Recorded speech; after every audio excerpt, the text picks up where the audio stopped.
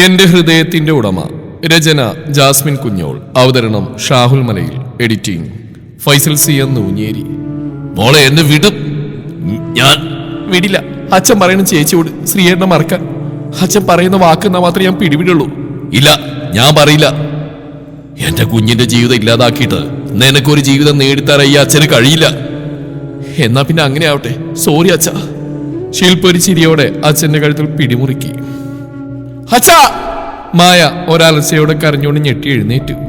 അച്ഛാ, എന്റെ അച്ഛനൊന്നും ചെയ്യല്ലേ അച്ഛാ! അവൾ വല്ലാതെ കിതച്ചു. എഴുന്നേറ്റ് ഓടാൻ നോക്കിയിട്ടും കഴിയുന്നില്ല. ആകെ തളർന്നു പോയതുപോലെ. അച്ഛാ! അച്ഛനെ വിളിച്ചുകൊണ്ട് അവൾ വീണ്ടും കരയാൻ തുടങ്ങി. ആകെ ഒരു വെപ്രാളത്തോടെ അവൾ ചുറ്റിലും നോക്കി. അച്ഛാ! മാധവേട്ട, മോളുടെ ശബ്ദമല്ലേ ആ കേൾക്കുന്നത്? ശോഭ മാധവനെ തട്ടി വിളിച്ചു. എന്തെന്നറിയാതെ അദ്ദേഹം ഞെട്ടി എഴുന്നേറ്റിരുന്നു. എന്താ ശോഭേ? മായമോളുടെ റൂമിൽ നിന്ന് അവിടെ വിളി കേൾക്കുന്നു. നിങ്ങൾ ഇങ്ങനെ ഇരിക്കാതെ വേഗം വാ. അവരുടെ സംസാരം കേട്ടതും അദ്ദേഹം ലൈറ്റിട്ട് മായയുടെ റൂമിലേക്ക് ഓടി. മോളെ! വാതിൽ തുറന്ന് ലൈറ്റിട്ടുകൊണ്ട് മാധവൻ മകളെ തട്ടി വിളിച്ചു. അപ്പോൾ അവൾ മുഖം കാൽമുട്ടിൽ വെച്ചിട്ട് എന്തോ പോലെ ഇരിക്കുകയായിരുന്നു. അച്ഛന്റെ വിളി കേട്ടതും അവൾ ബെഡിൽ നിന്ന് ചാടിയിറങ്ങി. അച്ഛാ, അച്ഛനെന്താ പറ്റിയത്? അവൾ അച്ഛനെന്താ ചെയ്ത്? മോളെ, നീ എന്തൊക്കെയാ പറയുന്നത്? ആര് എന്ത് ചെയ്തെന്ന്? അമ്മേ, എന്താ മോളെ കാര്യം? നീ വല്ല ദുസ്വപ്നം കണ്ടോ? ഞാനൊന്നും കണ്ടിട്ടില്ല.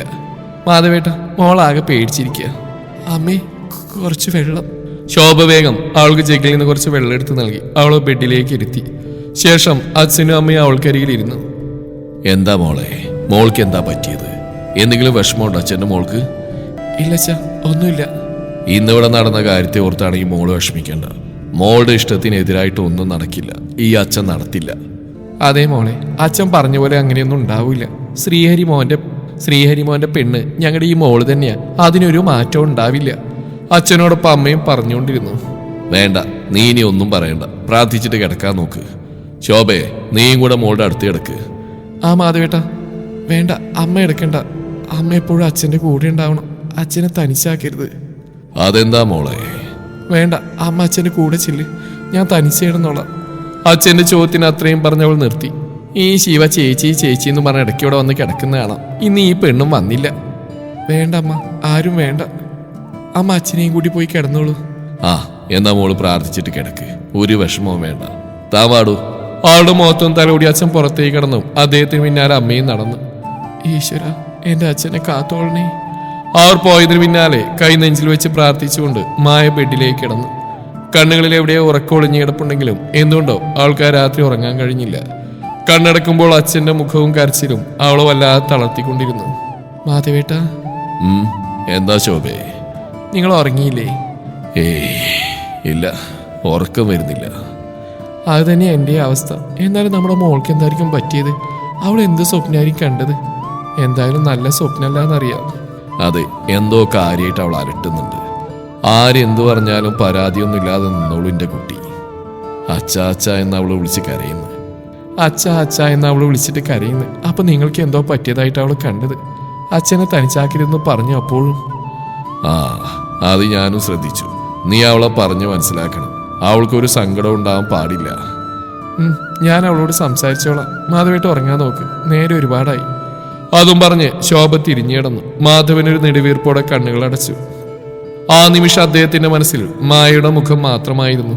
അതേപോലെ ശില്പയും മഹിയും മാറി മാറി തെളിഞ്ഞു വന്നു. അവസാനം ശിവാനി.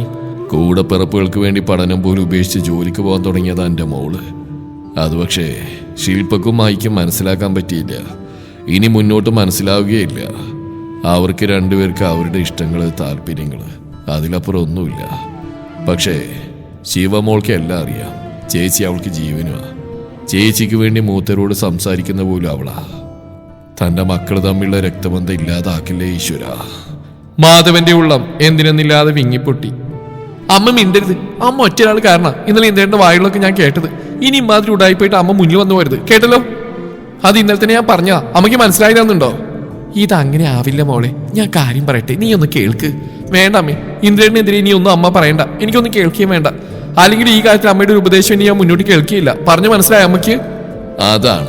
അങ്ങനെയാണെങ്കിൽ നിനക്ക് മുന്നോട്ട് നല്ലതേ വരുള്ളൂ മോളെ. അവരുടെ സംസാരത്തിലേക്ക് കയറിയെന്ന് അച്ഛൻ പറഞ്ഞു. രണ്ടുപേരും തിരിഞ്ഞു നോക്കി. നിങ്ങൾ എന്താ മനുഷ്യ ഇങ്ങനെ? മോൾക്ക് നല്ല പറഞ്ഞു കൊടുക്കാതെ? മതി എൻ്റെ ഉമ്മേ, കൂടുതലൊന്നും പറഞ്ഞ് താൻ ബുദ്ധിമുട്ടണ്ട. എന്നെ അനുസരിപ്പിക്കും പോലെ മകളെ അനുസരിപ്പിക്കാൻ ശ്രമിക്കരുത്. അത് നിനക്ക് തന്നെ ബുദ്ധിമുട്ടാവും. പറഞ്ഞില്ല എന്ന് വേണ്ട. ഓഹ് എന്റെ അച്ഛ, നമിച്ചു കേട്ടോ, നമിച്ചു. അത്രയും പറഞ്ഞ് ശ്രീയുടെ ഒരു ചിരിയോടെ റൂമിലേക്ക് പോയതും സത്യനൊരു പുഞ്ചിരിയോടെ അവളെ നോക്കുന്ന കണ്ട് ഉമ്മ അദ്ദേഹത്തെ തുറിച്ചു നോക്കി. അവരുടെ നോട്ടം കണ്ടതും ഞാൻ ഇവിടുത്തുകാരനല്ലേ എന്ന രീതിയിൽ അദ്ദേഹം അവിടുന്ന് പോയി. അച്ഛനും കൊള്ളാം, മോളും കൊള്ളാം, രണ്ടിനോടൊന്നും പറയാൻ പറ്റില്ല. ഉമ അവരെ നോക്കി പിറുപിറുത്തു. പുലർച്ചെ 5 മണി. അലാറത്തിന്റെ ശബ്ദം കേട്ടതും മായ ഞെട്ടി ഉണർന്നു. അലാറം അടിക്കുന്നതിന് തൊട്ടു മുമ്പ് എപ്പോഴാണ് അവളിത്തിരി ഉറങ്ങിയത്. കണ്ണുകൾ പതിയെ തുറന്ന് അവൾ മേലെ എഴുന്നേറ്റിരുന്നു. തലക്കാകെ ഒരു കനം. ബെഡിലേക്ക് തന്നെ വീണു പോകുന്ന അവസ്ഥ. കണ്ണുകളും തീരെ തുറക്കാൻ പറ്റുന്നില്ല.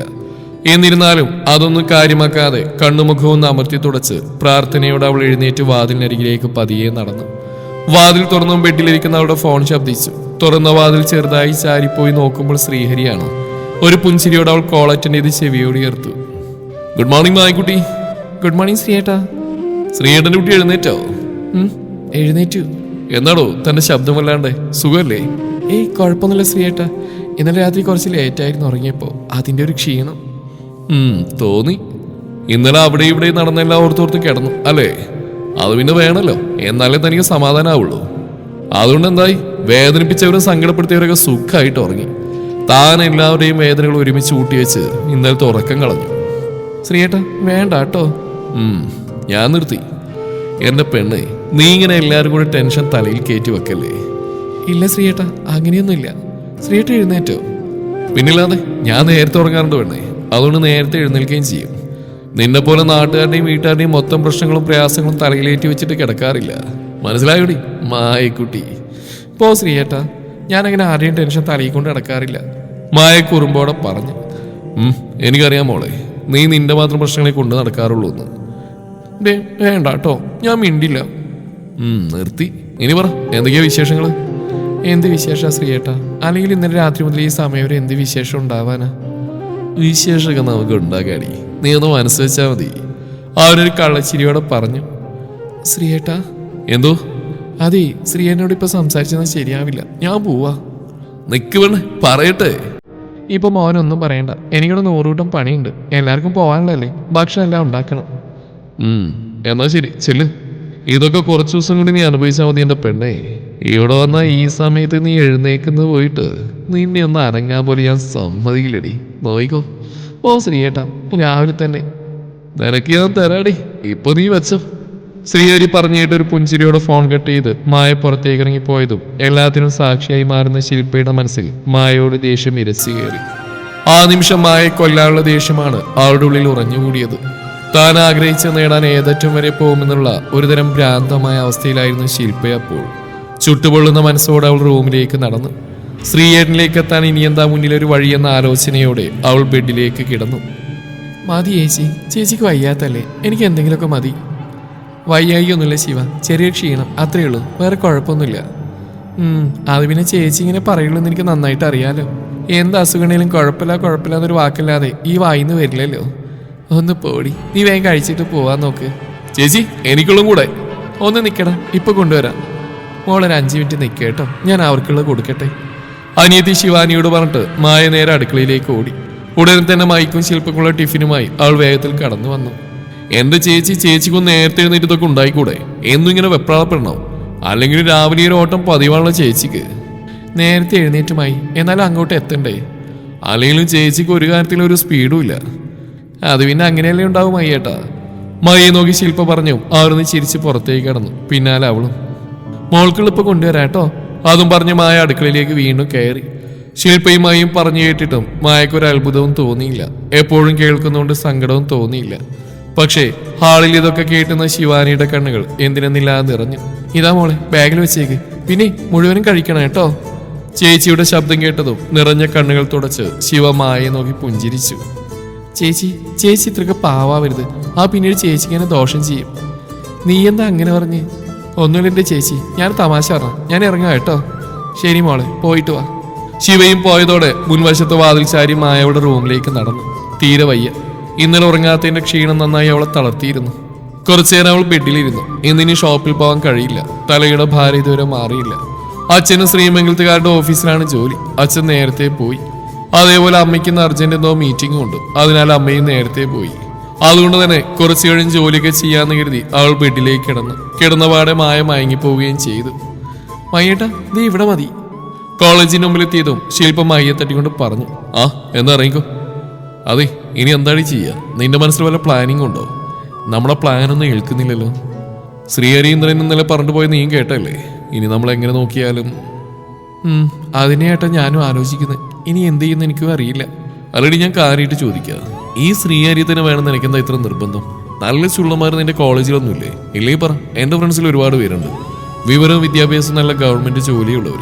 അവരാരെങ്കിലും നോക്കിയാലും നമുക്ക് ഇതൊരുമാതിരി ചേച്ചിയും കൊണ്ട് ഒരുപാട് നടന്ന അവനെ തന്നെ വേണോടി. അയ്യേട്ടാ മതി. ശ്രീഹരിനെ കുറിച്ച് ഇനി ഓരോന്നും പറയില്ലേ.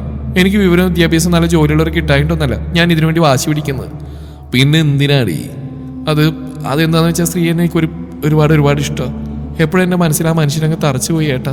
അതിനി ആർക്കു വേണ്ടിയും വേണ്ടെന്നൊക്കെ എനിക്ക് കഴിയില്ല. സ്വന്തം ചേച്ചിക്ക് വേണ്ടിയാണെങ്കിൽ പോലും.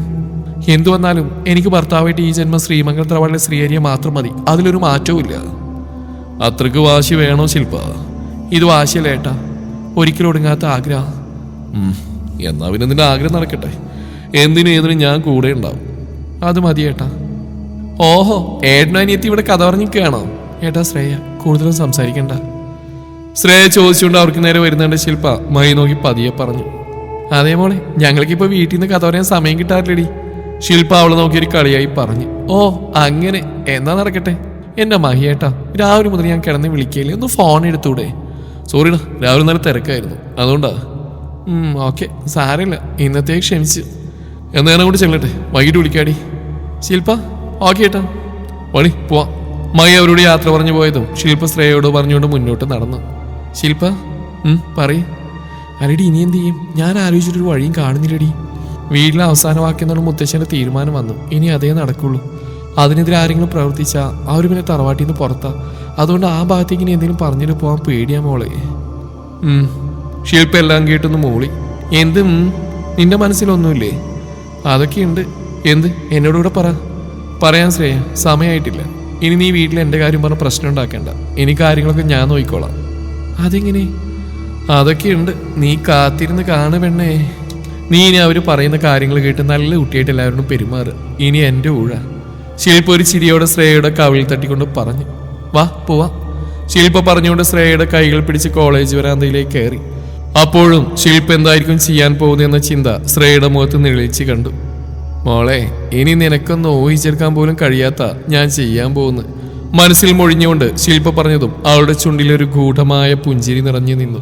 ഈ പെണ്ണിതെവിടെ പോയി? ഫോൺ എടുക്കുന്നില്ലല്ലോ. സാധാരണ ഫോൺ സൈലന്റ് ആക്കാത്താണല്ലോ. രാവിലെ സംസാരിച്ചിട്ട് പോയതാ, പിന്നെ കണ്ടതേയില്ല. ഓഫീസിൽ ജോലി തിരക്കിനിടയിലും ശ്രീഹരിയുടെ മനസ്സാ കലങ്ങി മറിഞ്ഞു. മായയ്ക്ക് എന്തു പറ്റിയെന്ന ചിന്ത അവനിൽ വല്ലാത്തൊരു വീർപ്പുമുട്ടലുണ്ടാക്കി. അങ്കിളിനോടൊന്ന് സംസാരിച്ചാലോ? വീട്ടിലെന്തെങ്കിലും പ്രശ്നം ഉണ്ടായിരുന്നോ എന്ന് അറിയായിരുന്നു. ഇന്ന് ജോലിക്ക് പോയിട്ടില്ലെന്ന് അങ്കിൾ വന്നപ്പോൾ പറഞ്ഞായിരുന്നു. എന്നാൽ അവൾ വീട്ടിലുണ്ടാവില്ലേ?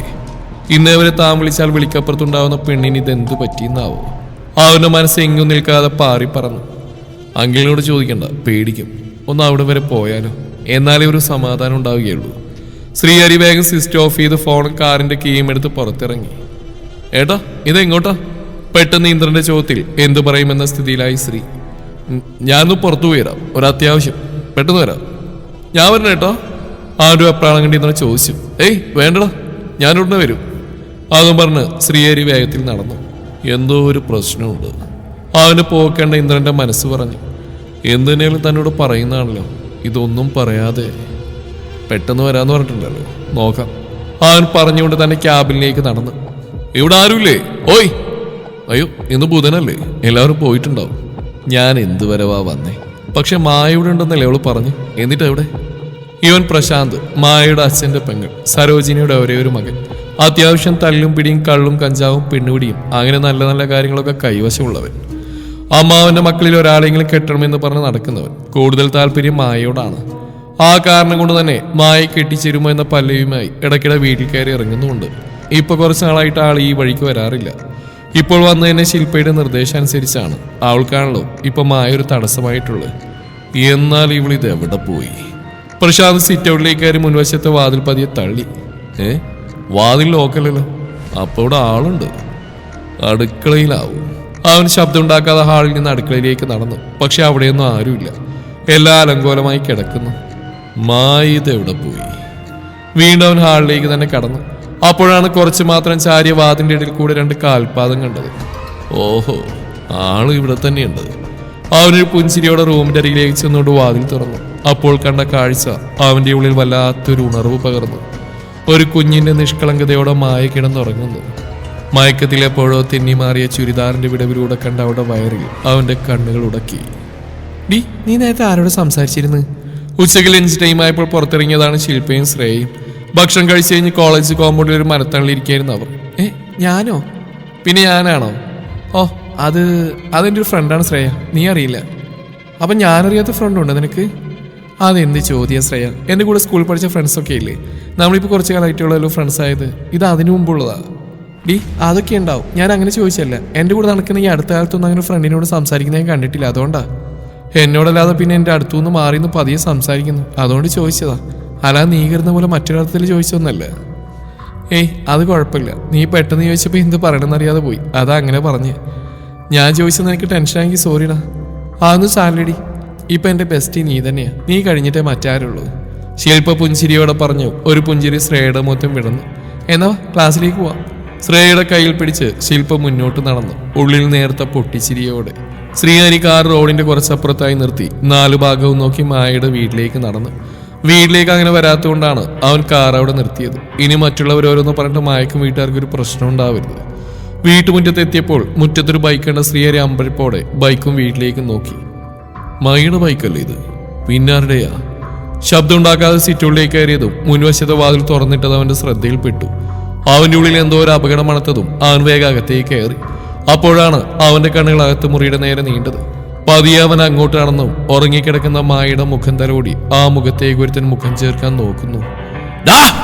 പെട്ടെന്ന് ശ്രീഹരി ഓടിച്ചെന്ന് അവനെ തന്റെ കാലിനാൽ ചവിട്ടി വീഴ്ത്തി. അയ്യോ നടുവേ! വീണവൻ കരച്ചിലോടെ അലറി. അപ്പോഴേക്കും ശബ്ദം കേട്ട് മായ പിടഞ്ഞെഴുന്നേറ്റു. ശ്രീയേട്ട! അവൾ പേടിയോടെ ബെഡിൽ നിന്ന് എഴുന്നേറ്റു. ശ്രീഹരിയുടെ കൈകൾ പിടിച്ചു. ഇതാരടി? അപ്പോഴാണ് നിലത്ത് വീണെടുക്കുന്നവൻ ആരാണെന്നുള്ള അവൻ ശ്രദ്ധിച്ച്. പ്രശാന്ത്, അത് അപ്പച്ചിയുടെ മോനാ. ഓഹോ, ഇവനാണോ ആ കക്ഷി? എഴുന്നകള പന്നി! എന്റെ പെണ്ണിനെ തൊടാൻ മാത്രം ധൈര്യം നിനക്ക് എവിടുന്ന് വന്നടാ? ശ്രീഹരി മായ വിട്ട് അവരെ നിലത്തുനിന്ന് പിടിച്ച് എഴുന്നേൽപ്പിച്ചുകൊണ്ട് ചോദിച്ചു. നിന്റെ പെണ്ണോ? ഏതു വകയില്? പ്രശാന്ത് കിരികൂട്ടിക്കൊണ്ട് അവനെ നേരെ അടുത്തു. എന്നാൽ ശ്രീഹരിയുടെ അടുത്ത് നിൽക്കുന്ന മായയുടെ കൈത്തണ്ടിൽ പിടിച്ചു. ഇങ്ങോട്ട് വാടി. ഏതു വകയിലാ നീ ഇവന്റെ പെണ്ണാവുന്ന്? പ്രശാന്ത് അവളെ പിടിച്ചു വലിച്ചുകൊണ്ട് ചോദിച്ചു. ശ്രീഹരിയുടെ കൈ ശക്തിയിൽ അവന്റെ കവിളിൽ പതിഞ്ഞു. കൈയെടുക്ക! എന്റെ പെണ്ണിന്റെ ശരീരത്തോളം മാത്രം നിന്റെ കൈ പൊങ്ങിയോ? പറ! ശ്രീഹരി അതേ ദേഷ്യത്തിൽ തന്നെ അവന്റെ കൈകൾ രണ്ടും പിടിച്ച് തിരിച്ചു. പ്രശാന്ത് അലറി വിളിച്ചു. ഇവളുണ്ടല്ലോ. ശ്രീഹരി എന്താ സംഭവിക്കുന്നറിയാൻ പേടിച്ചു നിൽക്കുന്ന മായ തന്നോട് ചേർത്ത് നിർത്തി. ഇവൾ എന്റെ പെണ്ണാ. അതായത് ശ്രീമംഗലം തറവാട്ടിൽ ശ്രീധരന്റെ മകൻ സുധാകരന്റെ മകൻ ശ്രീഹരിയുടെ പെണ്ണ്. ഇത് ഇന്നുണ്ടായതല്ല. ഓർമ്മ വെച്ച നാളെ മുതൽ ഈ പെണ്ണ് എന്റെ തന്നെയാ. അതുകൊണ്ട് പുന്നാര മോനെ, നിന്റെ അറിവിലേക്ക് ഞാൻ പറയുക, ഇനിയെങ്ങാൻ ഇവിടെ നേരെ നിന്റെ കണ്ണോ മുഖമോ കൈകളോ ഉയർന്ന പിന്നെ നീ ജീവനോടെ ഉണ്ടാവില്ല. ഓർത്തോ, വെച്ചേക്കില്ല നിന്നെ. ശ്രീഹരിയ പറയുന്നത്. തുടരും.